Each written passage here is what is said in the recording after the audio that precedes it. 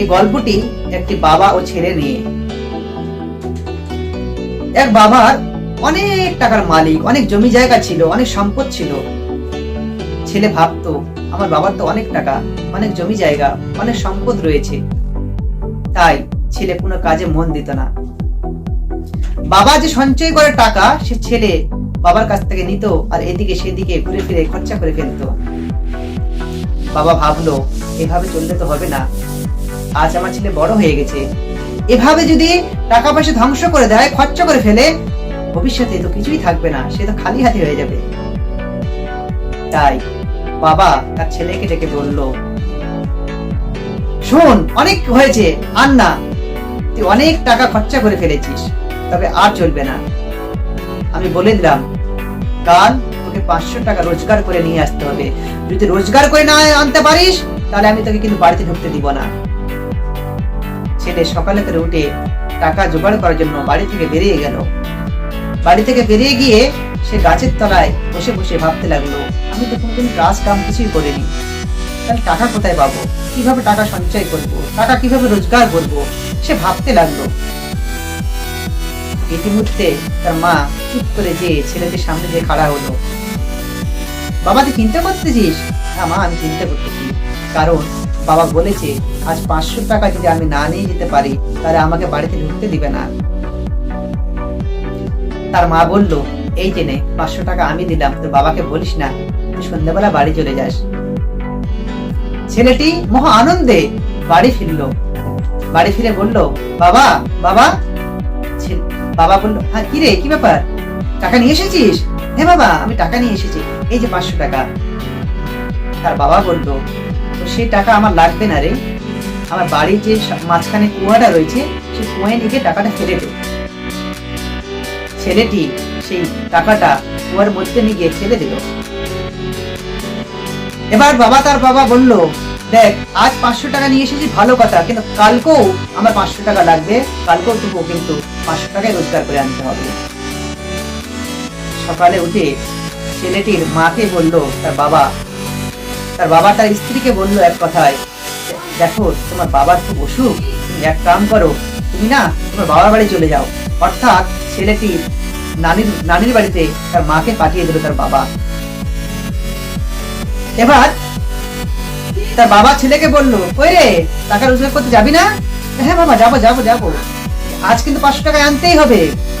এবার সে ভাবলো, আমার মা তো নেই, আমার মা তো নানির বাড়ি চলে গেল, টাকাটা কার কাছে নেওয়া যাবে আজ? তার বড় দিদি ছিল, তার দিদিকে বলল, দিদি 500 টাকা দাও না, ধার দাও, আমি 2 দিন পরে দিয়ে দেবো। দিদি তাকে চুপ করে 500 টাকা ধার দিল। সে কি করলো, ছেলেটি সারাদিন এদিক সেদিক ঘুরে বেড়ে সন্ধ্যাবেলা বাড়ি ফিরলো। বাবা বাবা, ও বাবা, কি রে, কি ব্যাপার, টাকা রোজগার করে নিয়ে এসেছি? হ্যাঁ বাবা, আমি 500 টাকা রোজগার করে নিয়ে এসেছি, এই তো 500 টাকা। বলছে, ওই 500 টাকাটা আমার লাগবে না রে, তুই এক কাজ কর, ওই 500 টাকাটা কুয়ার মধ্যে নিয়ে ফেলে দিয়ে আয়। ছেলেটি সে 500 টাকাটা কুয়াতে নিয়ে ফেলে দিল। সকালে উঠে তার মেয়েকে বলল তার বাবা, দেখ মা, কাল তো তোর মা নানির বাড়ি গিয়েছে, আজ তুই শুধু চলে যা, তোর নানার শরীরটা খুব খারাপ রে, ভালো না, আমাকে কল করেছিল। মেয়েটি তার নানির বাড়ি চলে গেল। এবার তার বাবা ছেলেকে ডাকে বলল, কই রে, কোথায় রে, আজকে টাকা আনতে যাবি না, টাকা রোজগার করতে যাবি না? আজকেও লাগবে টাকা বাবা? হ্যাঁ আজকেও লাগবে, আজ যদি না আনতে পারিস আমি কিন্তু তোর বাড়িতে ঢুকতে দিব না। তুই 2 দিন যদি না আনতে পারতি কোনো অসুবিধা ছিল না, কিন্তু তুই 2 দিন নিয়ে এসেছিস, আর আজকে যদি না আনতে পারিস বাবা, আমি বলে দিলাম আমি কিন্তু বাড়ির দরজা বন্ধ করে রাখবো, তোকে ঢুকতে দিব না। ছেলে বাড়ি থেকে বেরিয়ে গেল। সে ভাবলো, আমাকে একদিন আমার মা টাকা দিয়েছিল, একদিন আমার দিদি আমাকে টাকা দিয়েছিল, আজ আমাকে কে দিবে? আমার তো কোনো রোজগার নাই, আমি কোথা থেকে টাকা পাবো 500 টাকা যে বাবাকে নিয়ে দিব? আপনি একটা কথা মনে রাখবেন আমার প্রিয় বন্ধুরা, আপনি যদি গরিব হন তাহলে আপনার কেউ খোঁজ খবর রাখবে না, আর আপনি যদি বড়লোক হন তাহলে মনে রাখবেন আমার প্রিয় বন্ধুরা, আপনার দূর দূরান্ত যে আত্মীয় স্বজন গুলো আছে তারাও আপনার খোঁজ রাখবে, কারণ আপনি অনেক পয়সাওয়ালা। তাই ছেলেটা ভাবলো, আমি কোনোদিন টাকা রোজগার করিনি, আমার কোনো বন্ধু তো আমাকে টাকা দিবে না, কারণ তারা জানে যে আমি কোনোদিন টাকা রোজগার করতে পারবো না, তার টাকা পরিশোধ করতেই পারবো না, তাহলে আমাকে কে টাকা দিবে? না না, আজ তো আমার টাকা লাগবেই, আর যদি আমি টাকা না পাই বাবা তো ঢুকতে দিবে না। সে এক কাম করলো, বাজারে গিয়ে এদিক সেদিক ঘুরাঘুরি করতে লাগলো 500 টাকা কিভাবে রোজগার করা যায়। এদিক ওই দোকানে ওই দোকানে বলতে লাগলো, তাকে কেউ কাজ দেয় না। অবশেষে একটি দোকানদার বলল, হ্যাঁ আমার কাছে কাজ আছে, তুমি কি করতে পারবে? সে ছেলেটি বলল, হ্যাঁ কেন পারবো না, কিন্তু আমাকে 500 টাকা দিতে হবে। ঠিক আছে, তোমাকে আমি 500 টাকাই দিব, কিন্তু একটা কাজ করতে হবে। আমার এই দোকানের সামনে যে গাড়িটা দাঁড়িয়ে আছে সেখানে 30 বস্তা চাল আছে। সেই 30 বস্তা চাল আমার এই দোকানে পিঠে করে নেমে রাখতে হবে।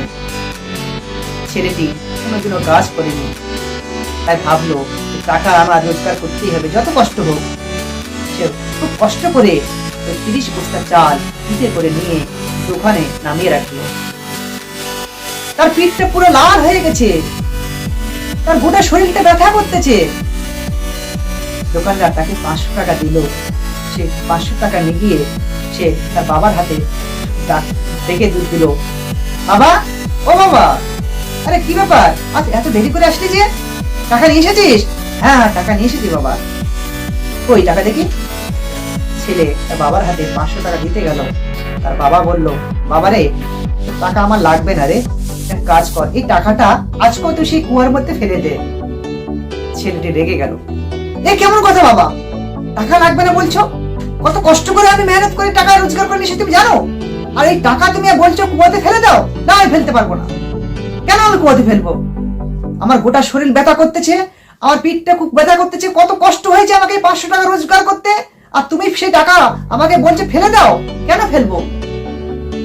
তার বাবা তাকে বুকে জড়িয়ে ধরে বলল, আরে আমার সোনার ছেলে, তুই 2 দিন টাকা ফেলে দিয়েছিলি, কারণ আমি বুঝতে পেরেছিলাম যে তোর মা আর তোর বোন তোকে টাকা দিয়েছে, তাই তুই ফেলে দিয়েছিলি।